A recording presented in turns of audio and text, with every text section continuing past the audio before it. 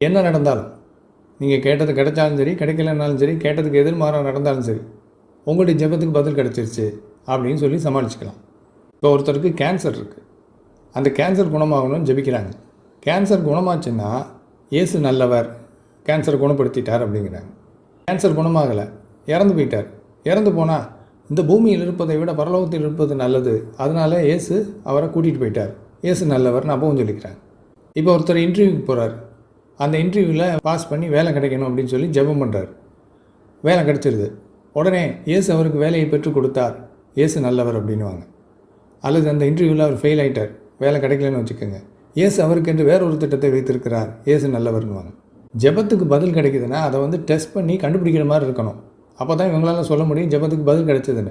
என்ன நடந்தாலும் அது ஜெபத்துக்கு கிடைச்ச பதில் அப்படின்னா இது ஒரு ஏமாத்து வேலை. என்ன சொன்னீங்க ஐயா, இது ஒரு ஏமாத்து வேலையா? அப்போ ஜெபம் பண்ணா அது அப்படியே கடவுள் கேட்டு செய்யணும், செய்யலைன்னா அவர் கடவுள் இல்லை அப்படின்னு சொல்றீங்க. அதுவும் இல்லாம நீங்க ஒரு செவத்துக்கும் கடவுளுக்கும் கம்பேர் பண்ணி சொல்றீங்க. செவத்துக்கிட்ட சொல்றது ஒண்ணுதான், இந்த இயேசு கிட்ட சொல்றது ஒண்ணுதான்னு சொல்றீங்க. எப்படி இந்த பொதுவெளியில இப்படி சொல்றீங்கன்னா, நீங்க 20 வருஷமா என்னத்தை போதிச்சீங்கன்னு எனக்கு தெரியல. வேதத்துல தெளிவா எதை கேட்கணும், எதை கேட்கக்கூடாது, எப்படி கேட்கணும் அப்படின்றது தெளிவா இருக்கு. அதெல்லாம் நீங்க ஒழுங்கா படிக்காம நீ கிறிஸ்தவம் எப்படி சொல்றாங்க அப்படி சொல்றாங்க, நீங்க என்ன போதிச்சீங்க? இப்போ உங்களுக்கே தெரியல எப்படி கேட்கணும், இல்ல கேட்கணுமா கேட்கக்கூடாதா, கடவுள் பதில் தருவாரா தரமாட்டாரான்னு 20 வருஷமா என்ன எப்படி சொல்லி கொடுத்துருந்தீங்க? சரி, நீங்க எப்படி சொல்லி கொடுத்தீங்களோ இல்லையோ, இந்த வேதத்துல என்ன இருக்கு அப்படின்றத நான் சொல்றேன். ஏன் முதல்ல கடவுள் எல்லார் ஜபத்தையும் கேட்கிறாரா, எல்லார் ஜபத்தையும் கேட்கிறாரா நம்ம பார்க்கலாம், வேதத்தின்படி பார்க்கலாம். ஓகேங்களா? யோவான் 9ஆம் அதிகாரம் 31ஆம் வசனம். பாவிகளுக்கு தேவன் செவி கொடுக்கிறதில்லை என்று அறிந்திருக்கிறோம். ஒருவன் தேவ பக்தி உள்ளவனாய் இருந்து அவருக்கு சித்தமானதை செய்தால் அவனுக்கு செவி கொடுப்பார். இப்ப பாருங்க, இந்த வசனத்துல தெளிவா இருக்கு. யாருக்கு கடவுள் செவி கொடுக்க மாட்டார்? பாவிகளுக்கு தேவன் செவி கொடுக்கிறது இல்லை. இப்ப யாருக்கு செவி கொடுப்பார் அப்படின்னு எழுதியிருக்கு? ஒருவன் தேவ பக்தி உள்ளவனாய் இருந்து அவருக்கு சித்தமானதை செய்தால் அவர் செவி கொடுப்பார். அப்போ கடவுளுக்கு சித்தமானது என்ன அப்படின்றத அறிஞ்சு அதை பிரேயர் பண்ணீங்கன்னா மட்டும்தான் உங்களுக்கு கிடைக்கும் அப்படின்றத இங்க சொல்லியிருக்காரு. நம்மளுடைய இச்சைகள் எல்லாம், நமக்கு தேவைகள் எல்லாம், இந்த உலகத்துல என்னென்னலாம் நம்ம ஆசைப்படுறோம் அதெல்லாம் கேட்டா தருவாருன்னா தரமாட்டார். அது எப்படி சொல்றீங்கன்னா அதுக்கும் வசனம் இருக்கு. அதை நான் வாசிக்கிறேன், நீங்க கேளுங்க. 1 யோவான் 5ஆம் அதிகாரம் 14ஆம் வசனம். நாம் எதையாகிலும் அவருடைய சித்தத்தின்படி கேட்டால் அவர் நமக்கு செவி கொடுக்கிறார் என்பதே அவரை பற்றி நாம் கொண்டிருக்கிற தைரியம். நாம் எதை கேட்டாலும் அவர் நமக்கு செவி கொடுக்கிறார் என்று நாம் அறிந்தோமானால் அவரிடத்தில் நாம் கேட்டவைகளை பெற்றுக்கொண்டோம் என்றும் அறிந்திருக்கிறோம். சோ நாம் எதையாகிலும் அவருடைய சித்தத்தின்படி கேட்டால்தான் நமக்கு அவர் செவி கொடுப்பார். அப்போ தேவனுடைய சித்தம் என்னன்றத நம்ம கேட்கணும், தேவனுடைய சித்தத்தின்படிதான் கேட்கணும். அப்படி கேட்டாதான் அவர் செவி கொடுப்பாரு அப்படின்னு நீங்க தெளிவா சொல்லுங்க. அதனால நீங்க இஷ்டத்துக்கு எதை கேட்டாலும் அதை அவரு இது பண்ணிடுவாருன்றதுல. உதாரணத்துக்கு உங்களை வச்சே நான் ஒண்ணு சொல்றேன் கேளுங்க. நீங்க ஏதோ கேன்சர் பேஷண்ட் வச்சு சொன்னீங்க, நான் உங்களை வச்சு சொல்றேன். இப்போ லெனின் வேதத்துக்கு புறம்பா திரும்பிட்டாரு. நான் இப்ப ப்ரேயர் பண்றேன், ஆண்டவரே இப்படிப்பட்ட மனுஷர்களை யூடியூப்ல இந்த மாதிரி தவறான காரியங்களை பரப்பக்கூடாது, அவரை நீங்க எடுத்துக்கொள்ளுங்க அப்படின்னு நான் ப்ரேயர் பண்றேன்னு வச்சுக்கீங்களேன். இப்ப என் ப்ரேயரை கடவுள் கேட்டாருன்னா என்ன ஆகும்? நீங்க இறந்துருவீங்க, உங்களை தூக்கிடுவாரு. ஆனா நீங்க ப்ரேயர் பண்ணிருப்பீங்க என்னன்னு, நான் யாருக்கு எந்த துரோகம் பண்ணல, நான் உண்மையை சொல்றதா நினைச்சுக்கிட்டு சொல்லிட்டு இருப்பீங்க. அப்ப கடவுள் என்ன பண்ணுவாரு? உங்களுடைய பிரேயரையும் கேட்கணும், என்னுடைய பிரேயரையும் கேட்கணும். யாருக்கு பதில் தருவார்? சோ நம்ம 2 பேருடைய ஜபமும் தவறானது. நமக்கு என்ன கேட்கணும்னு நமக்கு தெரியாதனாலதான் இப்படி மாத்தி மாத்தி எதையாவது ஒண்ணு ஆண்டவர்கிட்ட கேட்டு இருக்கோம். இப்போ அதே மாதிரிதான் ஒரு உடம்பு சரியில்லை ஒருத்தர் இருக்காருன்னா எல்லாருக்கும் ஆசை நல்லா இன்னும் நல்லா இன்னும் நல்லா இன்னும்னு இல்லைன்னு சொல்ல. ஆனா கடவுள் என்ன அவருக்கு சித்த வச்சிருக்காரோ அதனாலதான் அதுதான் நடக்கும். ஒரு நோய் வருது அப்படின்னா எந்த காரணத்தினால வரலாம், அது கடவுளுடைய சித்தத்தினால கூட இருக்கும். ஏன்னா அதுக்கு ஒரு தண்டனையாக கூட இருக்கலாம், ஒருவேளை அது அவருக்கு ஒரு சோதனையாகவும் இருக்கலாம். ஆனா நம்ம ப்ரேயர் பண்ணணும், ப்ரேயர் பண்ணாம இருக்கக்கூடாது. பட் ப்ரேயர் பண்ணா அதை கேட்டு கடவுள் அந்த ஆளுக்கு கொடுக்கணுமா கொடுக்க கூடாதான்றதுக்கு ஒரு ரூல் வச்சிருக்காரு. அதையும் நான் உங்களுக்கு வாசிக்கிறேன். முதல்ல நாம எப்படி ஜெபம் பண்றோம்ன்றது இந்த வசனத்தின் மூலம் நான் உங்களுக்கு காட்டுறேன் பாருங்க. யாக்கோபு 4ஆம் அதிகாரம் 3ஆம் வசனம். நீங்கள் விண்ணப்பம் பண்ணியும் உங்கள் இச்சைகளை நிறைவேற்றும்படி செலவழிக்க வேண்டும் என்று தகாத விதமாய் விண்ணப்பம் பண்ணுகிறபடியினால் பெற்றுக்கொள்ளாமல் இருக்கிறீர்கள். நம்ம எப்படி ஜெபம் பண்றோமா? நம்ம விண்ணப்பம் பண்ணியும் நம்ம இச்சைகளை நிறைவேற்றும்படியாய் தகாத விதமாய் ஜெபம் பண்றோமா? நம்ம வேண்டிக் கொள்வது இன்னதென்றே நமக்கு தெரியாம என்ன கேட்கறோன்றதே தெரியாம இஷ்டத்துக்கு நம்ம கேட்கிறோம். அதனாலதான் நம்ம இச்சைகளை நிறைவேற்றுக்காக பிரேயர் பண்றோம். அப்படி பிரேயர் பண்ணக்கூடாது. தேவனுடைய சித்தம் அதுல இருக்கா, தேவனுடைய சித்தத்தின்படி நடக்கட்டும், அப்படிதான் பிரேயர் பண்ணணும். இதனாலதான் மத்தேயு 6ஆம் அதிகாரத்துல நிறைய பேர் என்ன பண்றாங்கன்னா 31ஆம் வசனத்துல இப்படி சொல்லுது, ஆகையால் எண்ணத்தை உண்போம், எண்ணத்தை குடிப்போம், எண்ணத்தை உடுப்போம் என்று கவலைப்படாதிருங்கள். இவைகள் எல்லாம் அஞ்ஞானிகள் நாடி தேடுகிறார்கள். இவைகள் எல்லாம் உங்களுக்கு வேண்டியவைகள் என்று உங்கள் பரமபிதா அறிந்திருக்கிறார். முதலாவது தேவனுடைய ராஜ்யத்தையும் அவருடைய நீதியையும் தேடுங்கள், அப்பொழுது இவைகள் எல்லாம் உங்களுக்கு கூட கொடுக்கப்படும் அப்படின்னு தெளிவா சொல்லப்பட்டிருக்குங்க. ஆகையால் நாளைக்காக கவலைப்படாதிருங்கள், நாளைய தினம் அதனுடையவர்களுக்காக கவலைப்படும், அந்தந்த நாளுக்கு அதினதின் பாடு போதும்ட்டு இந்த மத்தேயு 6ஆம் அதிகாரத்துல இவ்வளவு தெளிவா இருக்கு. அதனால எண்ணத்தை உண்போம், எண்ணத்தை குடிப்போம், எண்ணத்தை உடுப்போம்ட்டு கவலை எல்லாம் படாதீங்க. இவையெல்லாம் யார் தேடுறாங்கன்னா கடவுளை அறியாதவர்கள் நாடி தேடுகள். இவையெல்லாம் உட்காந்து ஜபத்துல கேட்காதீங்க. என்ன தேடணும்? நம்ம முதலாவது தேவனுடைய ராஜ்யத்தையும் அவருடைய நீதியை தேடும் போது இவைகள் எல்லாம் கடவுள் நமக்கு கூட கொடுக்கிறாருன்னு சொல்றாரு. இதெல்லாம் நமக்கு வேண்டியது என்பதை அவர் அறிந்திருக்கிறார், பரமபிதாவே அறிந்திருக்கிறார். சோ நமக்கு வேண்டியதை கடவுள் ஏற்ற நேரத்தில் அவர் செய்வார். அப்போ உலக காரியங்கள் எல்லாம் நம்ம கடவுள் இடத்துல கேட்கணும்னா நம்ம எல்லாத்தையும் கேட்டுட்டு இருக்க கூடாது. எல்லாமே இதெல்லாம் அவருக்கு தெரியும். எதுலயோ உங்களுக்கு ஒரு நிச்சயம் இல்லை, நான் கடவுள் இடத்துல சொல்றேன், கடவுளுக்கு சித்தமா இருக்கான்னா நீங்க ப்ரே பண்ண, கடவுளே உங்களுக்கு சித்தமா இருந்தால் இது என்னுடைய வாழ்க்கையில நடக்கட்டும், சித்தம் இல்லைன்னா நடக்க வேண்டாம். அப்போ நடந்தது அப்படின்னா தேவனுடைய சித்தம். தேவனுடைய சித்தம் இருக்கா இல்லையா? எந்த ஒரு காரியத்திலும் அவர் சமாதானத்தை கட்டளையிடுவார். எந்த ஒரு காரியம் நடந்தாலும் அது சமாதானமா நடந்ததுன்னா அதுல தேவனுடைய சித்தம் இருக்குன்னு அர்த்தம். சமாதானம் இன்மை இருந்ததுன்னா அது தேவனுடைய சித்தம் இல்லை, நம்மளா பண்ணிட்டோம்னு அர்த்தம். இதற்காக நீங்க பிரேயர் பண்ணா உடனே அவர் செய்யணும், பிரேயர் பண்ணா உடனே அவருக்கு கேட்கணும், அப்படி இல்லைன்னா அந்த பிரேயர் வேஸ்ட், செவத்துக்கு முன்னாடி பண்றது பிரேயரு, இப்படியெல்லாம் சொல்லிட்டு இருந்தீங்கன்னா அது பிசாசின் போதனை. இப்போ லெனின் பண்றது பிசாசின் போதனை. எப்படி நான் ப்ரூவ் பண்ணிட்டோங்களா? ஒரே ஒரு செகண்ட் பாருங்க. மத்தேயு 4ஆம் அதிகாரத்துல இயேசு 40 நாள் உபவாசம் இருந்த பின்பு பிசாசினால் சோதிக்கப்படுகிறதுக்கு பரிசுத்தாவியானவர் ஒப்பு கொடுக்கிறாரு, வனாந்தரத்துக்கு கொண்டு போக சொல்லி. அப்போ அந்த பிசாசு என்ன சொல்றா பாருங்க. அப்பொழுது சோதனைக்காரன், 3ஆம் வசனம் வாசிக்கிறேன். அப்பொழுது சோதனைக்காரன் அவரிடத்தில் வந்து, நீர் தேவனுடைய குமாரனே ஆனால் இந்த கல்லுகள் அப்பங்களாகும்படி சொல்லும் என்றான்.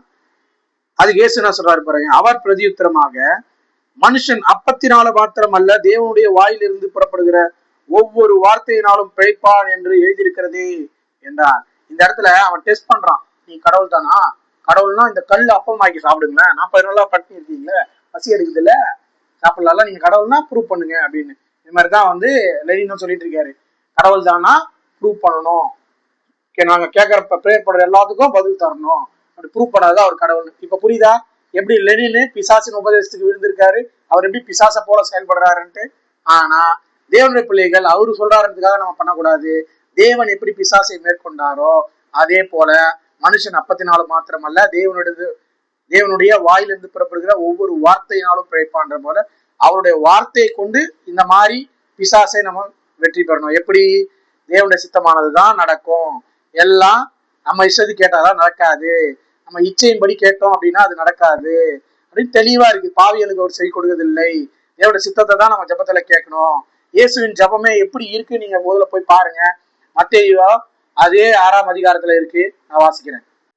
இந்த இடத்துல சீஷர்கள் வந்து எங்களுக்கு ஜபத்தை சொல்லித்தாங்கன்னு கேட்கும் போது இயேசு என்ன சொல்றாரு, மத்தேயு 6ஆம் அதிகாரம் 9ஆம் வசனத்துல வாசிக்கிறேன். நீங்கள் ஜபம் பண்ண வேண்டிய விதமாவது, பரமண்டங்களில் இருக்கிற எங்கள் பிதாவே, உம்முடைய நாமம் பரிசுத்தப்படுவதாக, உம்முடைய ராஜ்யம் வருவதாக, உம்முடைய சித்தம் பரமண்டத்திலேயே செய்யப்படுவது போல பூமியிலும் செய்யப்படுவதாக. எங்களுக்கு வேண்டிய ஆகாரத்தை இன்று எங்களுக்கு தாரும். எங்கள் கடனாளிகளுக்கு நாங்கள் மன்னிக்கிறது போல எங்கள் கடன்களையும் எங்களுக்கு மன்னியும். எங்களை சோதனைக்கு உட்பேசிக்க பண்ணாமல் தீமையிலிருந்து எங்களை ரட்சித்துக் கொள்ளும். ராஜ்யமும் வல்லமையும் மகிமையும் என்றைக்கும் உங்களுடையவைகளே. ஆமேன் என்பது. அப்போ கடவுள் என்ன சொல்லி தராரு? இதுல பேச வேண்டியதுல ஒண்ணுமே இல்லைங்க. இது எல்லாமே கடவுளுடைய ராஜ்யத்தை குறித்தும், கடவுளுடைய மகிமையை குறித்தும், தீமையிலிருந்து எங்களை காத்துக்கொள்ளும் குறித்தும் இப்படிதான் ஜபம் பண்ணணும்னு சொல்லி தரார தவிர, நீங்க நினைக்கிற மாதிரி இந்த உலக காரியங்கள் எல்லாம் ஜபத்துல கேட்கணும்னு அவர் சொல்லி தரவே இல்லை. இதெல்லாம் வேண்டியவைகள் என்று அவர் அறிந்திருக்கிறாரு. இந்த சாப்பாடு விஷயத்து கூட என்ன சொல்றாரு பாருங்க, எங்களுக்கு வேண்டிய ஆகாரத்தை இன்று எங்களுக்கு தான். இன்னைக்கு தந்தீங்களா அது போதும், நாளைக்கு என்னுடையதா இருக்குமான்னு தெரியாது. இப்படிதான் மனிதனுடைய வாழ்க்கை இருக்கு. அதுக்கே நான் ஒரு வசனம் சொல்றேன் பாருங்க. யாக்கோபு 4ஆம் அதிகாரம் 13,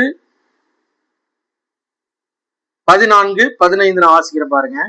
மேலும் நாங்கள் இன்றைக்கு அல்லது நாளைக்கு இன்ன பட்டணத்திற்கு போய் அங்கே 1 வருஷம் தங்கி வியாபாரம் செய்து சம்பாத்தியம் பண்ணுவோம் என்கிறவர்களே கேளுங்கள். நாங்க இந்த பட்டணத்துக்கு போய் 1 வருஷம் வந்து சம்பாரிச்சு எடுத்துன்னு வரோம் அப்படின்னு சொல்றவங்களே கேளுங்க. நாளைக்கு நடப்பது உங்களுக்கு தெரியாது. உங்கள் ஜீவன் எப்படிப்பட்டது? கொஞ்ச காலம் தோன்றி பின்பு தோன்றாமல் போகிற புகையை போல் இருக்கிறது. ஆதலால் ஆண்டவருக்கு சித்தமானால் நாங்களும் உயிரோடு இருந்தால் இன்னதை செய்வோம் என்று சொல்ல கடவோம். புரியுதுங்களா? நம்ம போயிட்டு அந்த பட்டணத்துக்கு போய் 1 வருஷம் நான் சம்பாரிச்சு இப்படி ஆவேன் அப்படி ஆவேன் இப்படி எல்லாம் சொல்லிட்டு இருக்கிறீங்களே கேளுங்க. நாளைக்கு என்ன நடக்குன்னே தெரியாது. உங்க ஜீவன் வந்து புகை போல இருக்குது, தோன்றியும் தோன்றாம இருக்கிற புகை போல இருக்குது. இப்படி வச்சுக்கிட்டு நீங்க இவ்வளவு 1 வருஷம் கதெல்லாம் பேசுறீங்களே, அப்படியெல்லாம் பேசக்கூடாது. எப்படி பேசணும், எப்படி சொல்லணும்னா, ஆண்டவருக்கு சித்தமானால் நாங்களும் உயிரோடு இருந்தால் இன்னதை செய்வோம் அப்படின்னு தான் சொல்லணும். ஏன்னா நாளைக்கு நடக்குது நமக்கு தெரியாது. சோ பிரேயரே எப்படி பண்ணணும்? பிரேயர்ல நம்ம இச்சைகளை கேட்க கூடாது. யாருக்கு அவர் செவி கொடுப்பார், தேவனுடைய சித்தமானதை கேட்கணும். இப்படி எல்லாம் தெளிவா இருக்கு.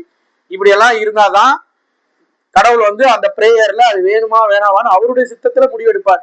எது அவருடைய சித்தத்துல முடிவெடுப்பார்னு எப்படி தெரிஞ்சுக்கலாம்னா, அதான் சொன்னேன், அவர் எதை செய்தாலும் அதுல சமாதானம் தான் இருக்கும். சமாதானத்தை வைத்து போயிருக்கிறார். சமாதானத்தின் தேவன் தான் எல்லாவற்றையும் சமாதானமாய் நம்ம நடத்துவார். எந்த காரியமும் சமாதானமாய் நடக்கும். அப்படி நடந்ததுன்னா அது தேவனுடைய சித்தம், இல்லைன்னா தேவனுடைய சித்தம் இல்லை. அதனால நம்ம பிரேயர் பண்றதெல்லாம் அவர் கொடுக்கணுன்ற அவசியம் கிடையாது. பிசாசை போல வந்து யாராவது இந்த கல்லுகளை அப்பமாக்கி காட்டுங்களேன், பிரேயர் பண்ணி அப்பமாக்கி காட்டுங்களேன், இந்த கேன்சரை குணமாக்கி காட்டுங்களேன், இவங்களுக்கு வேலை வாங்கி கொடுத்து காட்டுங்களேன், இந்த நோய் எல்லாம் போக சொல்லி காட்டுங்களேன் அப்படின்லாம் சவால் விடுவாங்க. அது நம்மளுடைய இன்டென்ஷன் கிடையாது. அந்த இடத்துல நம்ம என்ன பண்ணணும்னா, எண்ணெய் பூசி ஜபிக்கணும் அப்படின்னு சொல்லப்பட்டிருக்கிறது. கர்த்தருக்கு சித்தமானால் அவனுக்கு அந்த வியாதியில இருந்து அவர் விடுதலை தருவார், இல்லைன்னா அவர் விடுதலை தர மாட்டார். மரணத்துக்கு ஏதுவான பாவம் இருக்கு, மரணத்துக்கு ஏதுவல்லாத பாவம் இருக்கு. மரணத்துக்கு ஏதுவான பாவம் செஞ்சிருந்தானா அவன் மறிச்சு போவான், மரணத்துக்கு ஏதுவல்லாத பாவம் செஞ்சிருந்தானா அவன் பிழைப்பான் அப்படின்றதும் இருக்கு. அதனால நிறைய காரியங்கள் இருக்கு. கடவுள் சித்தமானதை தான் நம்ம ப்ரேயர் பண்ணணும். தெரியாம ப்ரேயர் பண்ணிட்டா கூட எப்படி ப்ரேயர் பண்ணி முடிக்கணும்னா, ஆண்டவரே நாங்க கேட்டிருக்கோம், இது உங்களுக்கு சித்தமா இருந்தா இதை செய்யுங்க அப்படிதான் கேட்கணும். ஸோ ப்ரேயரே எப்படி பண்ணணும்ன்றது இருக்கு. இது தெரியாம நான் ப்ரேயர் பண்ணா அவர் கேட்கணும் ப்ரூவ் பண்ணணும்ன்றது பிசாசின் உபதேசத்தை கேட்டு அழிஞ்சு போயிடாதீங்க. நெக்ஸ்ட் அவர் வந்து என்ன சொல்லுவாருன்னு சொல்றேன். லெனின்னு இங்க இருக்கிற கடவுளை விசுவாசிக்காதவனுக்கும் கிடைக்குது, நோய் குணமாகுது, இல்ல மறிச்சிடுறான், அந்த மாதிரி அவங்க யாருக்கிட்டயோ வேணாலும் நடக்குது, நீங்க வேணாலும் நடக்குது, அவங்க வேணாலும் நடக்குது, நீங்க வேணாலும் நடக்கல, அவங்க வேண்டினாலும் நடக்கல, இப்படிதான் இருக்கு அப்படின்னு கேட்டா, எஸ், இந்த உலகத்துல என்ன நடக்கும்னு பிரசங்கில சொல்லப்பட்டிருக்கு. நான் எடுத்து காட்டுறேன் பாருங்க உங்களுக்கு. பிரசங்கி 2ஆம் அதிகாரத்துல 14ஆம் வசனத்திலிருந்து வாசிக்கிறேன். ஞானியின் கண்கள் அவன் முகத்திலே இருக்கிறது, மூடனோ இருளிலே நடக்கிறான், ஆகிலும் அவர்கள் எல்லாருக்கும் ஒரே விதமாய் சம்பவிக்கிறது என்று கண்டேன். மூடனுக்கு சம்பவிக்கிறது போல எனக்கும் சம்பவிக்கிறது. அப்படி இருக்க நான் அதிக ஞானம் அடைந்ததினால் காரியம் என்ன என்று சிந்தித்தேன். இதுவும் மாயை என்று என் உள்ளத்தில் எண்ணினேன். மூடன் என்றாலும் ஞானி என்றாலும் என்றைக்கும் நினைவில் இருப்பதில்லை. இப்பொழுது இருக்கிறதெல்லாம் வருங்காலத்தில் மறக்கப்பட்டு போம். மூடன் எப்படி சாகிறானோ அப்படியே ஞானியும் சாகிறான். ஆகையால் இந்த ஜீவனை வெறுத்தேன். சூரியனுக்கு கீழே செய்யப்படும் கிரியை எல்லாம் எனக்கு விசனமாய் இருந்தது. எல்லாம் மாயையும் மனதுக்கு சஞ்சலமாய் இருக்கிறது. அப்படின்னா என்ன அர்த்தம்? அந்த சூரியனுக்கு கீழே மூடனுக்கு என்ன நடக்குதோ அதேதான் ஞானிக்கு நடக்கும். நல்லவங்களுக்கு என்ன நடக்குதோ அதே மாதிரிதான் தீயவங்களுக்கு நடக்கும். மூடனும் சாகிறான், ஞானியும் சாகிறான். இது எல்லாம் இந்த உலகத்துல நடக்கும். ஆனால் மூடனுடைய சாவு அவனுக்கு நித்திய மரணத்தை பிறப்பிக்கும். ஞானியினுடைய சாவுதான் அவனுக்கு நித்திய ஜீவனை கொடுக்கும். ஏன்னா அவன் ஞானி, தேவனை அறிகிற அறிவை அடைந்தவன் தான் ஞானி. அவன் தேவனிடத்தில் போகிறான், நித்திய ஜீவனை பெற்றுக் கொள்கிறான், ஜீவ காலம் கடவுளோடு இருக்க போகிறான். இந்த பூமி டெம்பரவரி பிளேஸ். இந்த பூமியில பிரச்சனை, தொல்லை, கஷ்டம், மரணம் எல்லாம் இருக்கும். இதுல இருந்து விடுதலை ஆகிறதுக்காக தான், இந்த பாவ பூமியில இருந்து விடுதலை ஆகிறதுக்காக தான் இயேசு கிறிஸ்து வந்தார். அவருடைய ரத்தம் சிந்தினால்தான் பாவ விமோச்சனம் உண்டு. அவரை ஏற்றுக்கொண்டு அவருடைய வார்த்தையாகிய இந்த வேதத்துக்கு கீழ்ப்படிந்து முடிவு பரித நிலைத்திருக்கணும். மரணம் வரையும் நிலைத்திருந்தீங்கன்னா நீங்க உங்க மரணத்துக்கு பிறகும் தேவன் உங்களை எழுப்பி நித்திய ஜீவனுக்காக உங்களை அனுப்புவார். அப்படி இல்ல, நான் இப்படிதான் இருப்பேன், என் மன போன போக்குல இருந்து மறிச்சு போவேன், மூடரை போல மறிச்சு போவேன் அப்படின்னீங்கன்னா நீங்க மறுபடியும் எழுப்பப்பட்டு நியாயத்தீர்ப்பிலே நீங்கள் நித்திய அக்கினியான நித்திய நரகத்திற்கு நீங்க போக வேண்டியது இருக்கும். இப்போ யோசிச்சு பாருங்க, நீங்க நித்திய அக்கினிக்கு போறீங்களா இல்ல நித்திய பரலோகம் நித்திய ராஜ்யத்துக்கு போறீங்களான்றத உங்க கையிலேயே இருக்கு. ஸோ ஜபத்தை எப்படி பண்ணணும்? இந்த பூமியில எல்லாருக்கும் ஒரே விதமா சம்பவிக்கும். இதெல்லாம் தெரிஞ்சு கடவுளுக்கு சித்தமானது நம்மளுடைய வாழ்க்கையில நடக்குதா இல்லையான்றத பாருங்க. பிரேயர் தேவையில்லாம பண்ணக்கூடாது. அந்த பிரேயர்ல நம்மளோட சுய இச்சைகளை கேட்கக்கூடாது. கர்த்தருக்கு சித்தமானதை தான் கேட்கணும். இதுதான் உங்களுக்கு ஜீவனை தரும். சோ சத்தியத்தையும் அறிவீர்கள், சத்தியம் உங்களை விடுதலையாக்கும். இந்த மாதிரி லெனின் சொல்ற போதனையை கேட்டீங்கன்னா அது பிசாசின் போதனை. எப்படி பிசாசு இயேசு கிறிஸ்துவை அந்த பசியோடு இருக்கும்போது இந்த தேவனுடைய குமாரனா கல்லுகளை அப்பமாக்கி சாப்பிடுங்கன்னு சொல்லி ஒரு சோதனை கொடுக்குறானோ அதே போலதான் இந்த லெனின் உங்களுக்கு ஒரு சோதனை மாதிரி இந்த இடத்துல பேசுறான். கிறிஸ்தவர்களுடைய ஜபம்லாம் இப்படிதானே இருக்குது அப்படின்னு பேசுறான். ஸோ கல்லுகிட்ட ஜபம் பண்றதும் இயேசு கிட்ட ஜபம் பண்றதும் ஒண்ணுன்னு சொல்லி சொல்றான். இதெல்லாம் பொய். கடவுள்கிட்ட எப்படி ஜபம் பண்ணணுன்றத தெளிவா நான் உங்களுக்கு எடுத்து காட்டியிருக்கேன். அவர்கிட்ட பிரேயர் பண்ணணும். எப்பொழுதும் நீங்கள் ஜெபத்தோடு இருக்கணும். ஜெபத்துல இருக்கணும்னு சொல்றது என்னன்னா, அவரோடு கனெக்டடா அவருடைய சித்தத்தை செய்கிற பிள்ளைகளா நாம் இருக்கும் பொழுது நமக்கு வேண்டியவைகளை அவர் செய்கிறார். அவருக்கு வேண்டியவைகளை நாம் செய்ய பிரேயரோடு கனெக்ட் பண்ணியிருப்போம். கர்த்தர் தாமே உங்களை ஆசீர்வதிப்பாராக. ஆமென். ஹாய் ஃப்ரெண்ட்ஸ், நீங்கள் பார்த்துட்டு இருக்கிறது use your six sense channel. நான் உங்கள் ஆர்ஜே. இந்த சேனலில் நீங்கள் லைக் பண்ணுங்கள், உங்களுக்கு பிடிச்சா இதை சப்ஸ்கிரைப் பண்ணுங்கள். என்னுடைய வீடியோ தொடர்ந்து கேட்க அந்த பெல் பட்டனை மறக்காமல் அழைச்சிருங்க.